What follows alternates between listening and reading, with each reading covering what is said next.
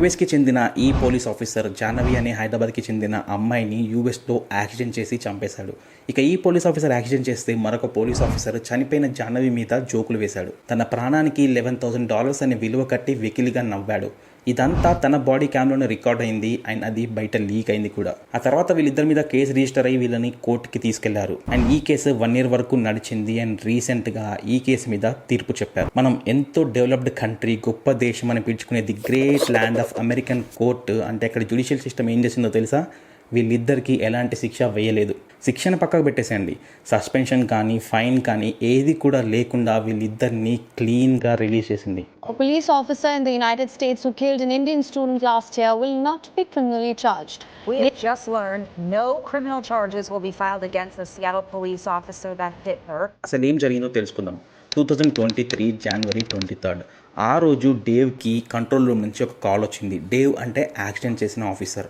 So డేవ్కి control room నుంచి call వచ్చింది and control room నుంచి ఏం చెప్పారంటే తన దగ్గరలో డ్రగ్స్ ఓవర్గా తీసుకున్న ఒక వ్యక్తి ఉన్నాడు అండ్ తను ప్యానిక్ అవుతున్నాడు, కంట్రోల్ రూమ్కి కాల్ చేసి తనకి హెల్ప్ కావాలని కోరుకుంటున్నాడు అని చెప్పి డేవ్కి కంట్రోల్ రూమ్ నుంచి కాల్ వచ్చింది. సో డేవ్ వెంటనే అడ్రస్ తీసుకొని తన దగ్గరికి వెళ్ళడానికి ట్రై చేశాడు అండ్ అప్పుడు తను చాలా ఫాస్ట్గా వెళ్తున్నాడు. సో డేవ్కి ఫాస్ట్గా వెళ్ళడానికి అన్ని రైట్స్ ఉన్నాయి, బికాస్ ఎమర్జెన్సీ కేసెస్ ఉన్నప్పుడు పోలీస్ ఆఫీసర్ చాలా స్పీడ్గా వెళ్తారు. కానీ ఇక్కడ డేవ్స్ 2 రూల్స్ని ఖచ్చితంగా ఫాలో అవ్వాలి. ఒకటేంటంటే తను కంటిన్యూస్గా సైరన్ని ప్లే చేస్తూ ఉండాలి, అంటే సైరన్ వేస్తూ ఉండాలి తన కార్లోంచి.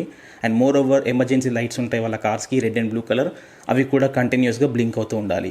ఈ 2 రూల్స్ని డేవ్ పాటించలేదు. సో డేవ్ స్పీడ్గా వస్తున్నాడనే విషయం జాహ్నవికి తెలీదు. సో జాహ్నవి క్యాజువల్గా రోడ్డు క్రాస్ చేయడానికి ట్రై చేసింది, బట్ డేవ్ 120 km స్పీడ్లో ఉన్నాడు కనుక జాహ్నవి రియలైజ్ అయ్యే లోపే డేవ్ వెళ్ళి యాక్సిడెంట్ చేశాడు. తను 40 feet డిస్టెన్స్లో పడి అక్కడికక్కడే స్పాట్లో చనిపోయింది. ఇక వెంటనే డేవ్ కంట్రోల్ రూమ్కి కాల్ చేసి తను యాక్సిడెంట్ చేసినట్టు చెప్పేశాడు అండ్ మోర్ ఓవర్ అక్కడికి కొంతమంది పోలీస్ ఆఫీసర్స్ వచ్చారు.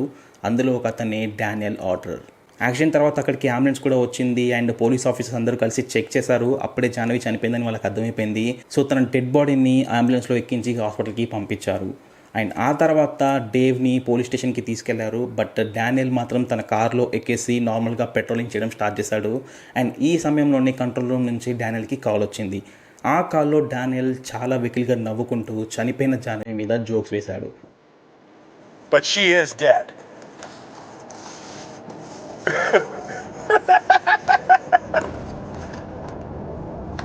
No, it's a regular person. Yeah.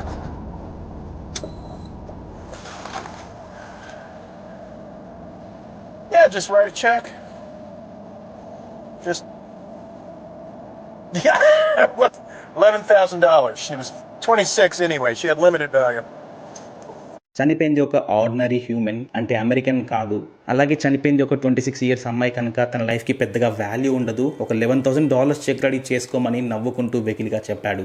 అంటే జాహ్నవి లైఫ్కి డేవ్ వెల కట్టింది $11,000. మన ఇండియన్ కరెన్సీకి కన్వర్ట్ చేస్తే కేవలం 9 lakhs, అంటే 9 లక్షలు. ఒక ఇండియన్ స్టూడెంట్ యూఎస్కి వెళ్ళి చదువుకోవడానికి సుమారు 30 నుంచి 50 లక్షలు ఖర్చు చేస్తాడు. సో జాహ్నవి కూడా సుమారు అంతే ఖర్చు చేసి ఉంటుంది. కానీ జాహ్నవి లైఫ్కి డేవ్ వెల కట్టింది సుమారు 9 లక్షలు మాత్రమే. ఇక ఇంత జరిగితే యూఎస్ నుండి జాహ్నవికి ఎలాంటి సపోర్ట్ రాలేదనే డౌట్ మీకు వచ్చి ఉండొచ్చు. నిజంగానే జాహ్నవికి ఎలాంటి సపోర్ట్ రాలేదు. యూఎస్లో ఉండే మన తెలుగు వాళ్ళు కానివ్వండి, ఇండియన్స్ కానివ్వండి, ఎలాంటి సపోర్ట్ చేయలేదు. తను ఉంటున్న సియాటల్లోంచి కూడా తనకు పెద్దగా సపోర్ట్ రాలేదు.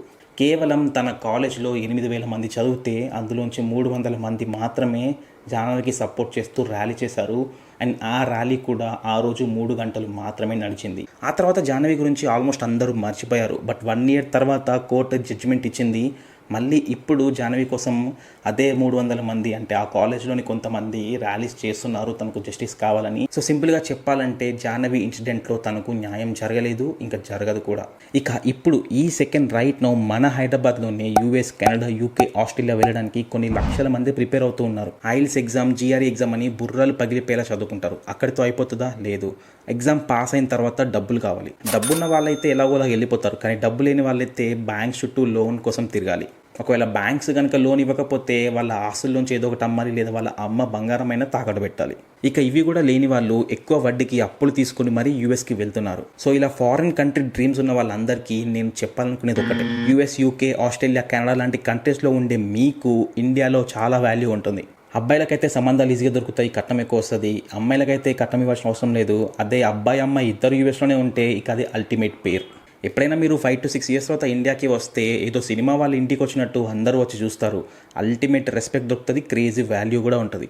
సో ఇండియాలో మీకు చాలా వాల్యూ ఉంటుంది, కానీ యూఎస్లో ఉండే ఇండియన్స్కి మాత్రం యూఎస్లో ఎలాంటి వాల్యూ ఉండదు. అది మీరు గుర్తుపెట్టుకోవాలి. ఎందుకంటే మీరు వన్స్ యూఎస్కి వెళ్ళిన తర్వాత అక్కడ రెస్టారెంట్స్లో ప్లేట్స్ క్లీన్ చేసుకుంటూ, కాలేజీల్లో పని చేసుకుంటూ, గ్రాసరీ స్టోర్స్లో పని చేసుకుంటూ చదువుకుంటారు. వాళ్ళ కంటికి మీరు ఒక రిఫ్యూజీస్ లాగా అనిపిస్తారు. మీ ఊర్లో మీరు తోపు, మీ ఇంట్లో మీరు కింగ్, మీ పేరెంట్స్కి మీరు ప్రిన్సెస్ అని వాళ్ళకి తెలియదు కదా. మీ పేరెంట్స్కి మీరే లోకం అన్న విషయం సరిగ్గా మీకే గుర్తుండదు. ఇక యూఎస్, యూకే లాంటి కంట్రీస్ మీకు ఎందుకు అంత వాల్యూ ఇస్తాయి? You are all just tax payers for those countries అంతే.